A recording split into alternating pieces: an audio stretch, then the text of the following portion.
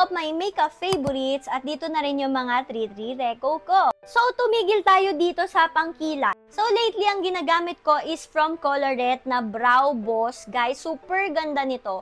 As in, kung pang everyday mo naman siya, and bawa, magko-commute ka ganyan, medyo onting mapapawisan ka, maglalash siya for the whole day. And ganito siya, meron siyang pang comb-comb dito. And then, ito naman yung kanyang pang-laminate. Ayan. So, ganyan siya. Ilalagay nyo lang sa kilay nyo. So, marereco ko to pag halimbawa hindi ka naman super magpapawis. Pero kung talagang basang-basa yung mukha mo, medyo hindi siya ganun mag-stay. Or nag-stay siya, pero hindi siya super like laminated na tingnan. Kasi pag super extreme nung Zumba class ko, ayun, nawawala siya or parang hindi na siya masyado nakatayo. Pero mafe-feel mo pa rin naman na meron pa rin siyang brow boss sa kilay. Kung hindi ka naman talaga extreme na magpapawis ganyan, okay na okay siya kasi super long lasting siya for the whole day. And guys, merong sale ang Colorette dito. Hindi ko alam kung ito yung buy one take one or yung kanilang mascara. For the mascara guys, ito, marerecommend ko talaga sa iyo ito. Hindi ako mapapahiya dahil super,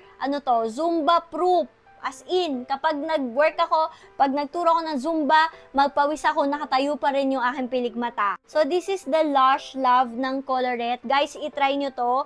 And guys, manipis lang talaga yung wand niya. So, perfect din for everyday. Parang natural din yung inyong mga pilik mata, ganyan. Ang ganda niya guys. Try nyo. Waterproof talaga. No panda eyes. Hindi siya heavy. Hindi mabigat yung formula. Another affordable mascara is the O2O. Ayan. Ang ganda din nito guys. Ito yung kanila atang bagong packaging. So, ito nag-stay din to kapag nag-zumba ko. No panda eye and waterproof. So, eyeliner, honestly, wala pa ako nagagamit na hindi nagpapanda eyes or nagtatransfer dito sa baba or sa lower eyelid ko. Tama ba? So yun, mag-suggest nga kayo.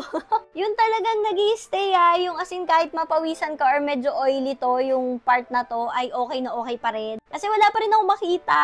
So for the eyeshadow, syempre naghahanap kayo. Hindi ako masyado nag-eyeshadow for events lang. Pero pag medyo trip ko, kayang-kaya naman kasi may mga shade etong Colorette na eyeshadow palette nila na perfect for everyday. Ayan. And super travel friendly niya guys. So, tingnan nyo, ang liit lang niya. Tapos ang dami niyang colors. O, diba? Ang dami ko ding shade. Pero ayan siya. Iba-iba to guys ng shade Medyo na lang, ingatan nyo lang yung shimmer part kasi medyo nadudurog siya. Pero pag nilagay mo naman siya sa dito, ayan, effective pa rin naman siya. Nakulay siya and then long lasting guys. Ayan. So, alam ko magsisale din sila, kaya mag-try kayo guys. Lalo na yung mga feeling nyo na magagamit nyo na shade, ayan, itry nyo. For the blush, ito alam ko magsisale sila, kahit yung new applicator. This one is from Chuchu Beauty. And I super like this color guys. This one is pink lemonade.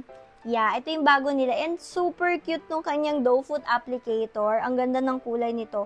Nakaka-fresh din, long lasting. Minsan hindi ko na siya sineset ng powder and okay naman siya. Super ganda niya sa face, super long lasting kahit magpawis ako. And guys, magsisale siya parang nasa 100 plus na lang. Kaya you should get this guys, itong blush ng Chuchu Beauty and super cute ng packaging niya. Next naman is ito. Nagsisale din siya and generous din sila sa pagsisale yung sa Vice Cosmetics. Medyo tricky siya gamitin kasi yung iba sabi nila hindi daw to long lasting kasi dewy blush siya.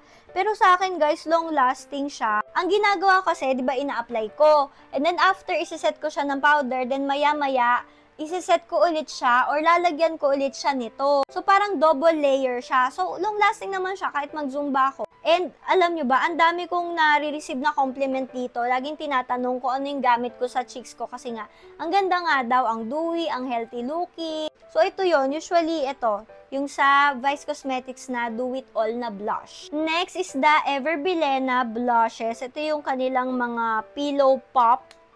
I like this din and super long lasting din. Favorite shade is Dreamy Dahlia. So mahilig din ako talaga sa mga parang light pink lang, yung parang for everyday lang na look. So, medyo may kaunti siyang shimmer. And ang ganda niya, guys. Ang lambot. Alam niyo yun? Nakakagigil talaga. So, ayan siya. Ito din, isa pa to sa generous din na mag-sale. Alam ko nasa 143 pesos na lang to. Kaya i-grab nyo to. Ayun, diba? Ang ganda niya. Like, parang ka lang. Parang kinilig ka lang ng kaunti, ganyan. Another Reco blush is the Color Bounce by Colorette. Ayan. O, diba sabi ko sa inyo, palaban yung mga Colorette products.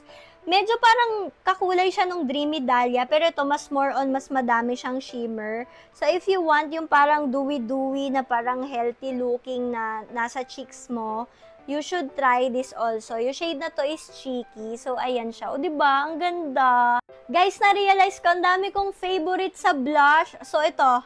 Last na.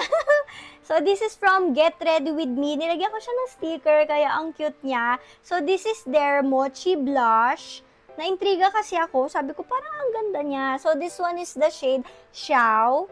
Ayan. Pero medyo magkakakulay siya ng Dreamy Dahlia and also yung Cheeky. But this one is like more darker. Tapos, wala siyang shimmer. So, hindi ko alam kung saan ko na siya ilalagay. Ano? Pero yan siya. Ayan, mas ano to, mas pinky-pinky pa.